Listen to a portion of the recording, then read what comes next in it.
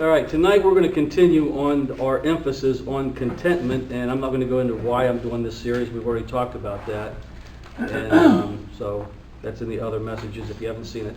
So I want to look at something a little different. We've last couple of weeks or so we've looked at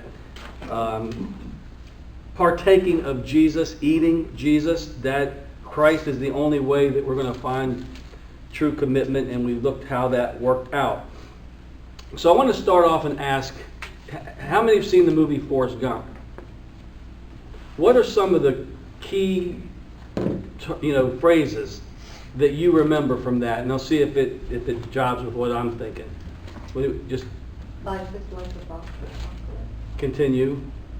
What do you say after that? Each one is different.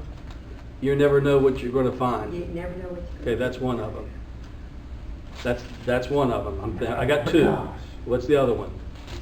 And you're going to think I told her that. Because this just came to me driving over here. So this is, what's the other one? That stands I out. know. Come on, Hollywood. You're the filmmaker. You're the actor. I can't remember. As soon as you say it. You know who played Forrest Gump? Yeah, what's his name? Burt Reynolds? No, not Burt Reynolds. Okay, the other one I'm thinking of is stupid is, stupid does. Oh, yeah. All right? And so these are two, I don't know where this comes from, but it hit me coming over here. And it kind of goes along with God, but he's not stupid. But what does it mean stupid is, stupid does? It's pretty self-explanatory. You could also say love is, so love does. Mercy is, so mercy does. Grace is, so grace does.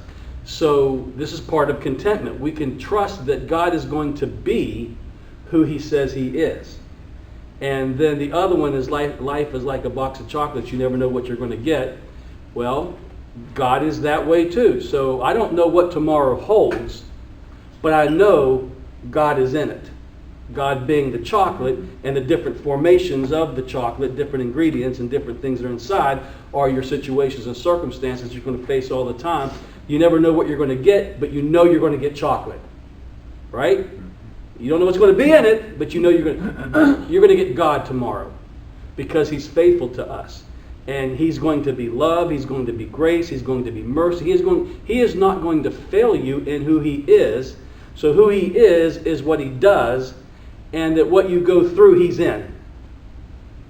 And if that can't bring contentment to you, I don't think anything will. The six-pack ain't, the alcohol, the drugs, the whatever, sex, all that, what we think is going to bring something, or success, or fame, or fortune, it doesn't happen that way. So I want to start off in the first verse, and the title is The Secret to Contentment, Eternity, Time, and Space. Understanding eternity, time, and space is going to bring you contentment. All right? Preparing you for what's coming. If we do, in this world you'll have tribulation. We've got to be, are we going to be content when we're in the midst of the tribulation, the trial, the circumstance, the situation that comes that doesn't necessarily work for us, and yet when God enters it, it works for us. So I want to start off with a statement, an astounding declaration that Jesus makes in Matthew chapter, I don't know where it's at. I don't think I even have it on here. But it says that what is the first verse? Okay. So this is the statement that Jesus makes. Okay, this is what he makes. Before Abraham was, let's just write that down. Thank God at least got the chalk up here. Before Abraham was, you want to finish it? I am. Well, you got the notes there, so I thought you Yeah. Before Abraham was, I am. This blew, they're like, what? You're only 30-some years old. Abraham is hundreds of years old. How could you be before Abraham? But this was a statement that he made. They didn't understand it. I think we could. It's not grammatically correct. It's not, the tenses are all off because you can't really say that unless you're speaking from another realm. You can't say this speaking from time space. But if you're speaking from eternity and God is eternal, and that would mean Christ is eternal as the Spirit is, he could say this, and it doesn't matter that the grammar would be wrong or the tense of the verbs and all that would be wrong. So when he makes this statement, he's showing them something about himself that they can't grasp. Now, keeping that one in mind, the next one I want to go to, it is on the slide here, Isaiah 53. Watch this. But he was wounded for our transgressions, was. This is Isaiah.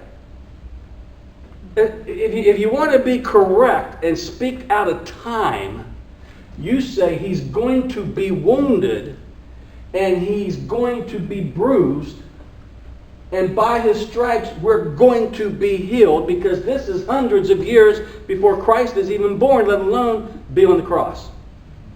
So let's watch this. What is this guy getting? How's he speaking this? But he was wounded for our transgressions. He was bruised for our iniquities. The chastisement of our peace was upon him, and by his stripes we are healed. Not going to be, but are. So again, what's this language? What is happening here? Now let's go to Matthew chapter 8, verses 16 and 17. When evening had come, they brought to him many who were demon-possessed. And he cast out the spirits with a word, and healed all, not some, all, who were sick, that it might be fulfilled, which was spoken by Isaiah the prophet, saying, He himself took our infirmities and bore our sicknesses. So Matthew is now going to take what they are in the future. Now go back to Isaiah. He's not predicting a future thing. He's predicting what already happened. So what already happened, whenever it happened, it already happened, though Christ never came. Next verse, next slide. It's affecting people in the future. So here's Isaiah in the present, talking about something that happened in the past that's now going to affect people hundreds and hundreds of years in the future.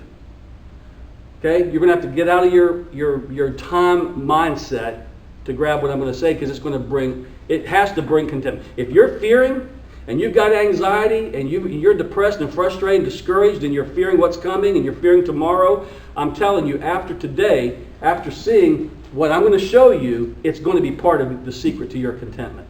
All right? So we see this happening right now. What happened in the past, and it ain't his present, it's his past, is going to affect people. People were being healed, set free in Matthew 8.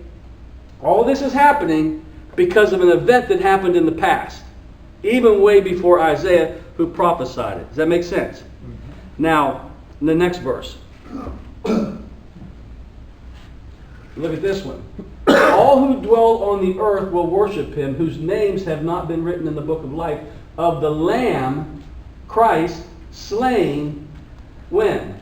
From the foundation of the world.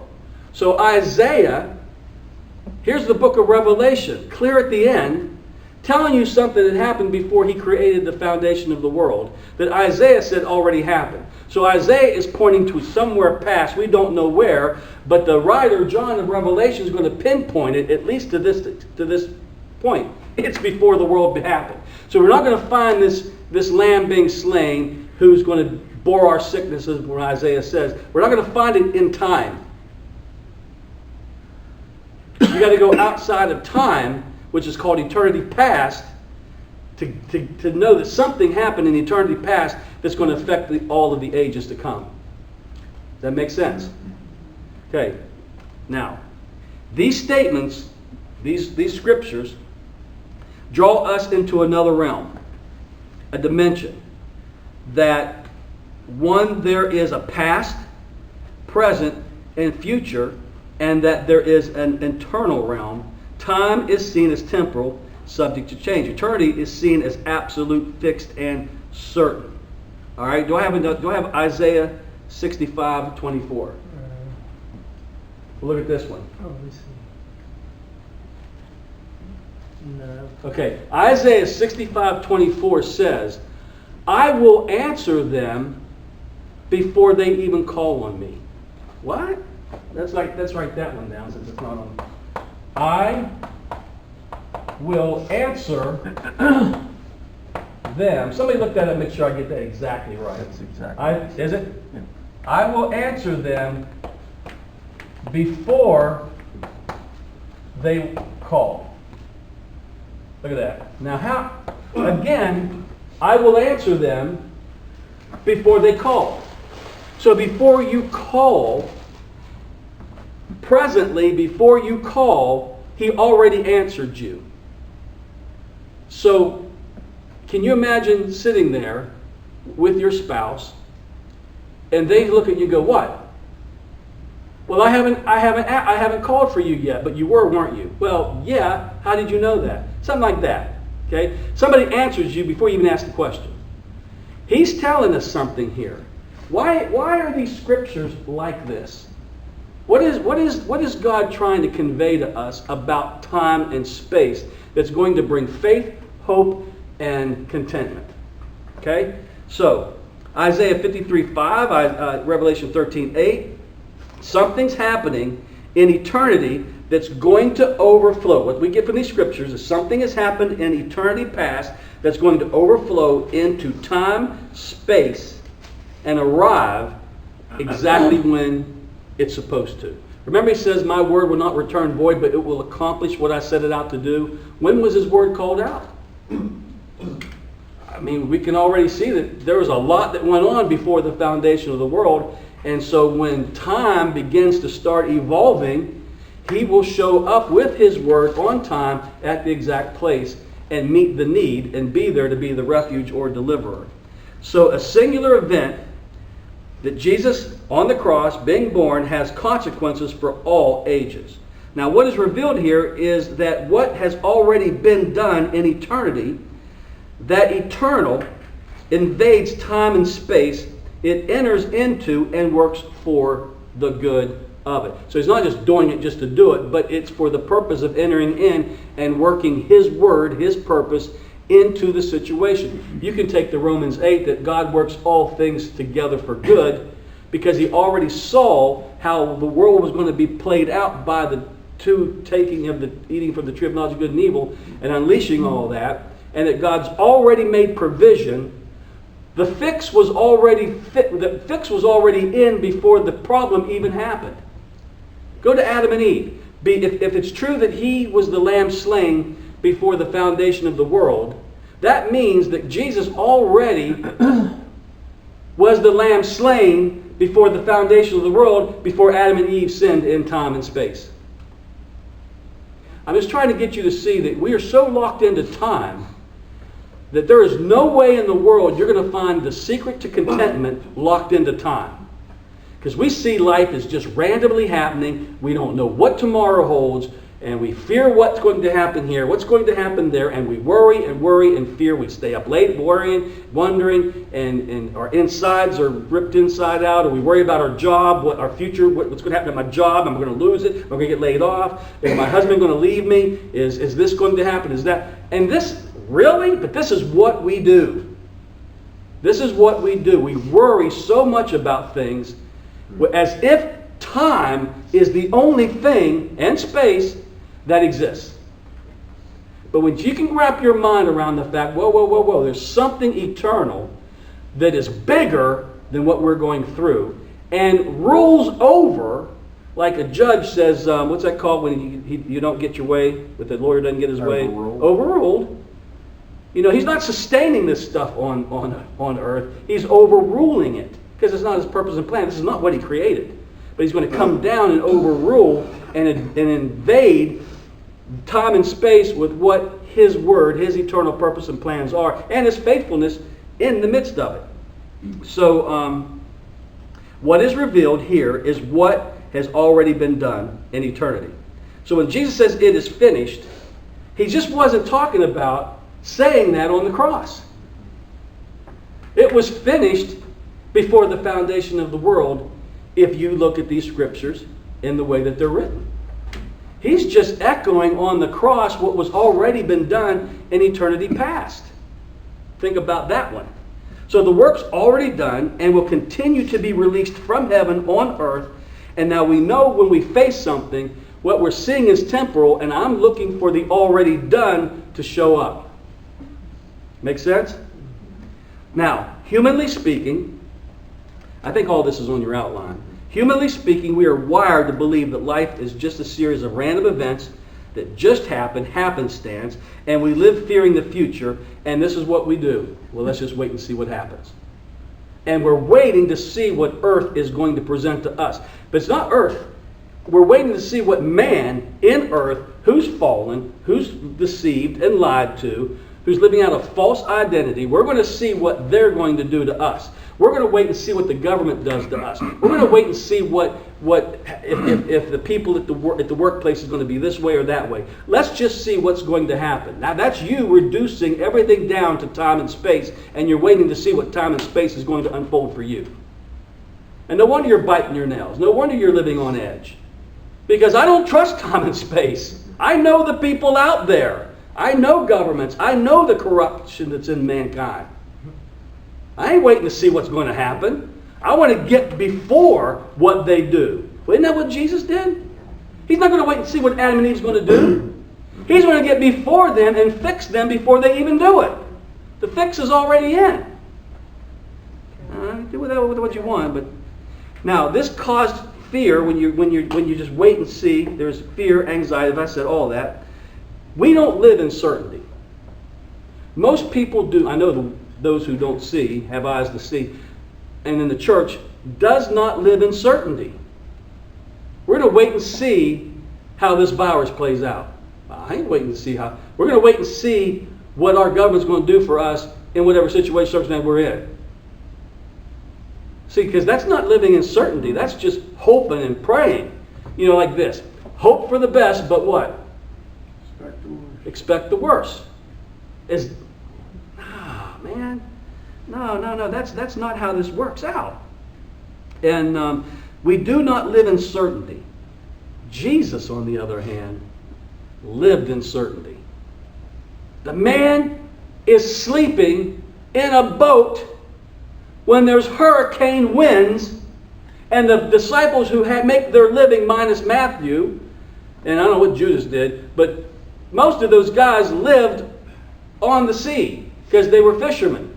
And they knew this was going to take them out. So they go to, aren't you afraid we're going to what? Die, perish.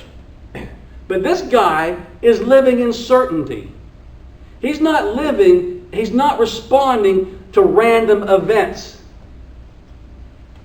He knows the Father eternally has already decreed for him to go to the cross, and this storm is not taking him out.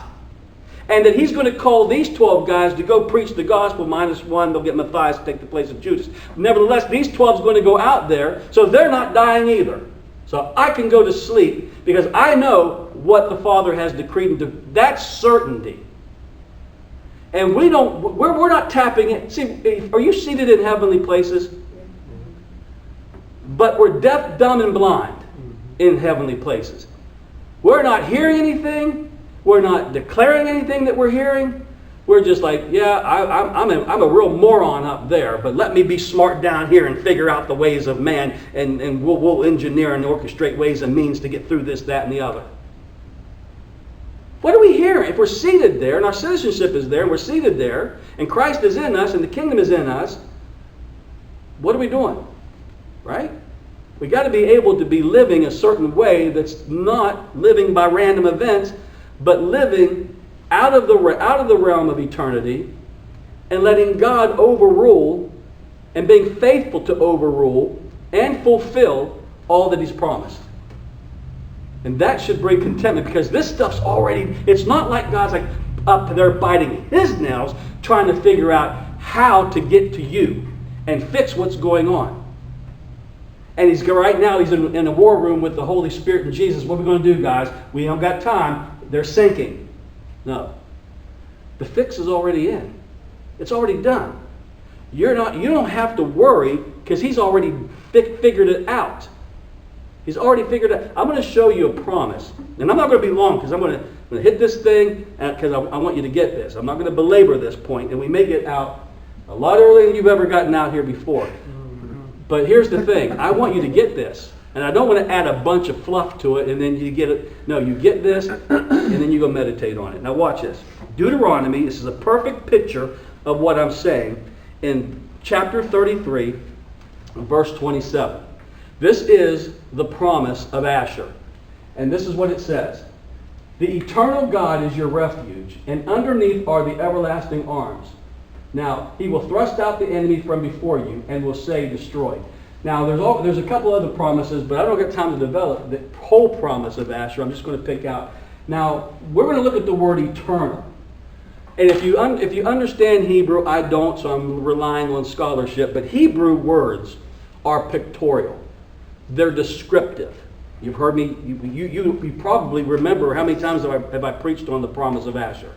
I haven't in years, but I have over the years, but not recently. It's a pictorial word. Before I hit this word, let me show you how it works out with this word. And underneath are his everlasting arms.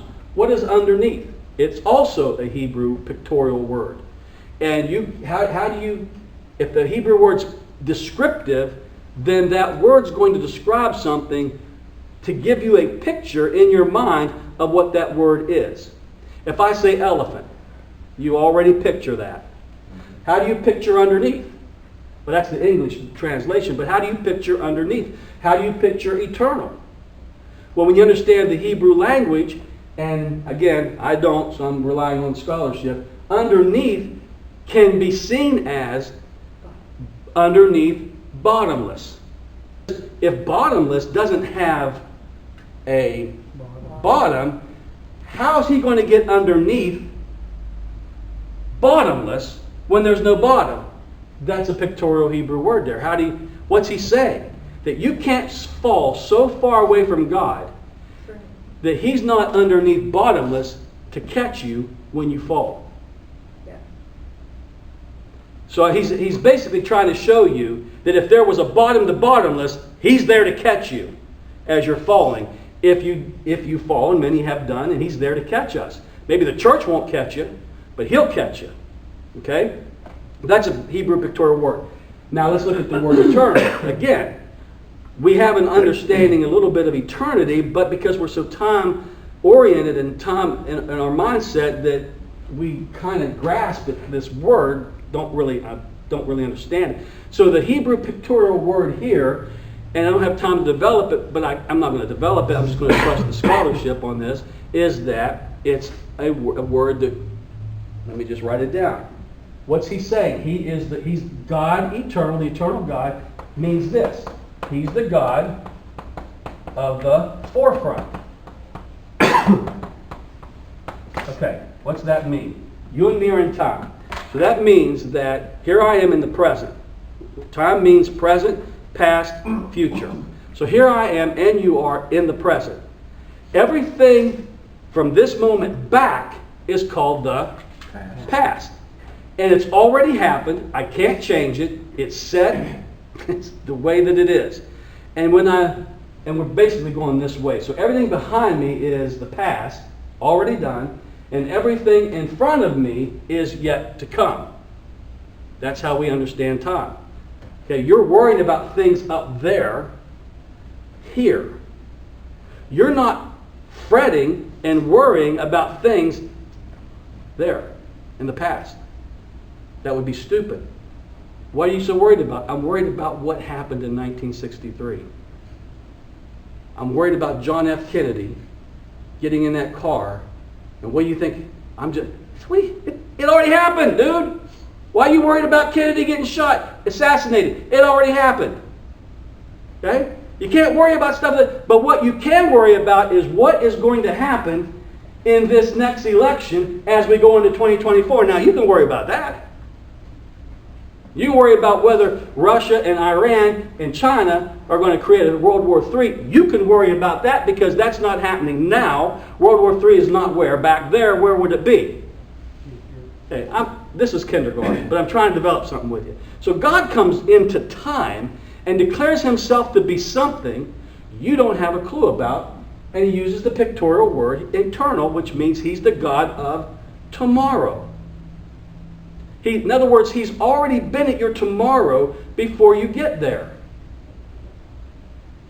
Make sense?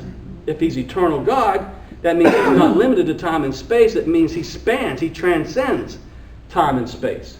Right? All right. So if you remember how I do this, is that I want you to picture time as a parade. Okay? So if you are up on a building, now let's say you're on the street, and here comes the parade. What's that person in the front with leading the way? Huh? What? Is it a majorette or something? I mean, Drum major. huh? Drum major. Drum major. Somebody's leading the way. All right, so you're sitting here, you're on Main Street, and you're sitting here, and with the parade, what is coming to you is the future. Hasn't happened yet. All right? So all that's coming to you by way of a parade, looking at parade as time. It hasn't come to you yet. It's down there coming, so it's the future that's about to happen to you. Right? Okay. So as it goes by, then you have the end coming at you. Right? Now you're in the middle of it. And you've got the end coming, and you got the front already passed. Now put yourself up on a high building as if you're looking down on the parade and seeing the line all at once. Whether you're on the street, what is to come, you call that drum person the future. He or she is at the front of the parade.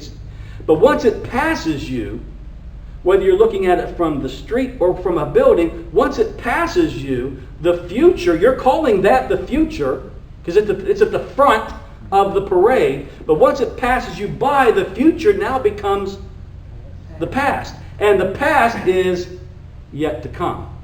That's eternity. Does that make sense? It doesn't if you're looking at life through time. But look at time as a parade and you'll understand eternity. God is not about what is to come and what is to pass. He's the God of the forefront. Let's put it this way. Let's say you are in the parade. Okay? And you got the trumpet and you're going, but in front of you was some horses. All parades got to have those horses. Right? People got horses. And they're just doing their thing, and hopefully, people are watching, they're throwing candy from the horse or whatever they're doing. And you know what? The horses are going to eventually do what while they're on the pavement, on the road? They're notorious for dumping on the street manure. Now, what are you going to do if you've got your eyes on notes and you're doing this? You can't be watching where you're going. So is everybody going to be stepping in the horse manure? Now, but we're talking in the old days. I don't know, but in the old days they'd have the clowns behind the horses. So when the horses pass, you've got the clowns cleaning up the manure. So those who are coming in the parade are not going to step into it because that would be horrible. It'd be a mess, wouldn't it? So they're going to get the manure cleaned up before the rest of the parade gets there. Again, someone got to the manure before the people. So really, the dumping on the street is the future compared to these people they're in the back. Does that make sense? So when they get to here, where the poop is, the clowns have already cleaned it up. Because they were at the forefront, not of the parade, the drummer's at the forefront of the parade, but they're at the forefront of these people behind him, behind the clowns. So when these people get here, the mess is already cleaned up, and they can just keep going. That's the God of the forefront. He's already been at your tomorrow.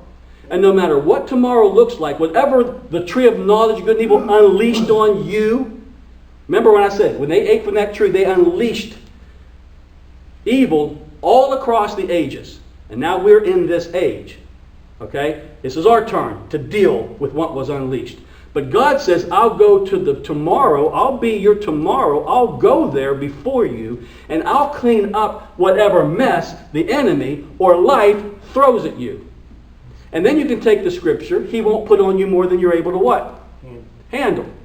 Why? Because he's already been at your tomorrow. And if he knows this thing is going to squash you, he will remove it before you get there. But if you get there and he hasn't removed it, then it's part of the plan and it's working for you, not against you. And you can have hope for that there's going to be grace and strength to get through because he's in it. He's with you in it, getting you through it. And this is what we're going to learn probably next week about Paul's thorn in the flesh. Where he'll say, I'll glory in my weakness. Because he knows God's already been to his tomorrow. He knows God's involved in everything. God's all and in all. Do we believe that? So then now you look back and think, okay, what are you worrying about tomorrow now?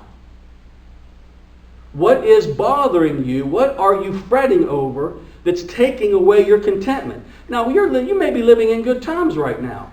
But if 2024 unleashes on us more garbage than we deserve, whatever, can we learn from, like Paul, this thing I learned, the secret to contentment?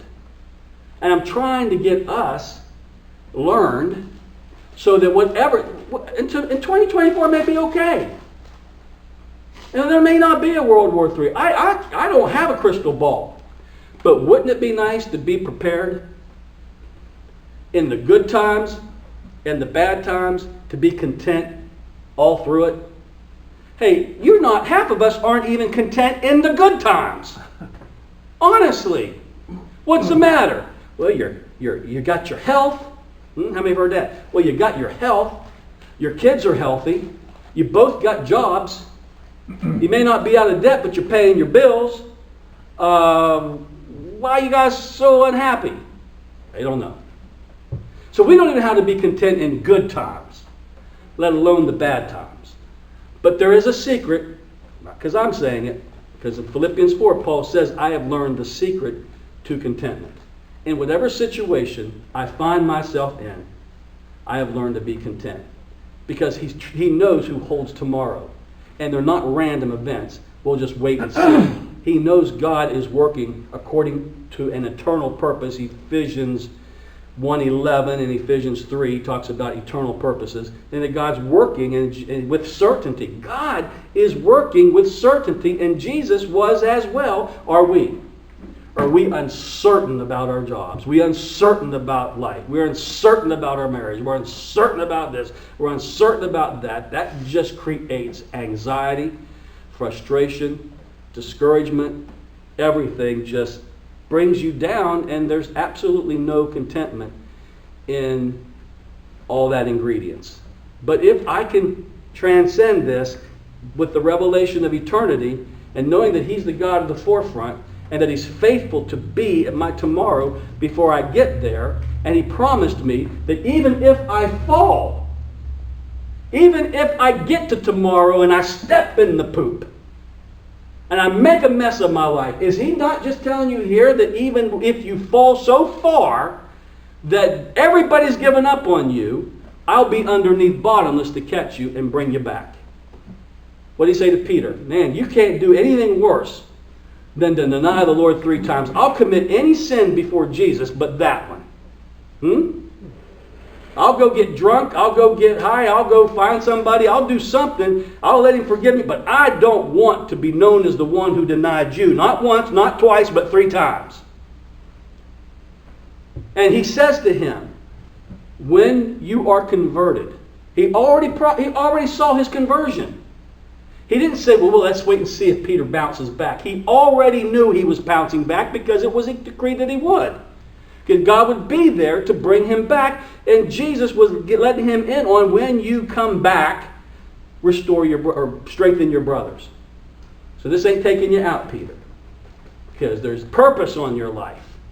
There's promise in your life of what God's going to do. And God's going to be faithful to you in the denial of me. Does that make sense? I'm done.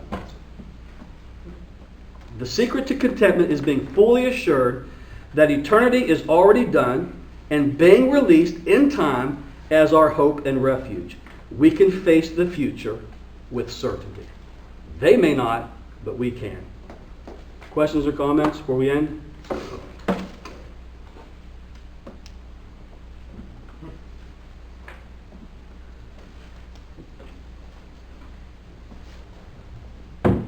Write this down. This is history.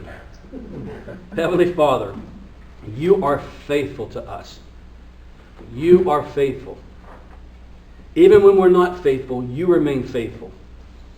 Because you cannot deny who you are. Love loves. Mercy gives mercy. Grace gives grace. Faithfulness is always faithful. And no matter what tomorrow holds, you will be who you are no matter if we fail on our end. You remain faithful to who you are and to us.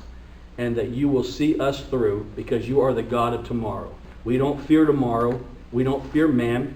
We don't fear anything because our hope is in you, and that brings certainty. That brings Jesus as the anchor, that we're not tossed to and fro by all this, the winds of doctrine, the winds of man, or tribulation, or any of that. You're the anchor that keeps us stable in the midst of anything and everything. Amen.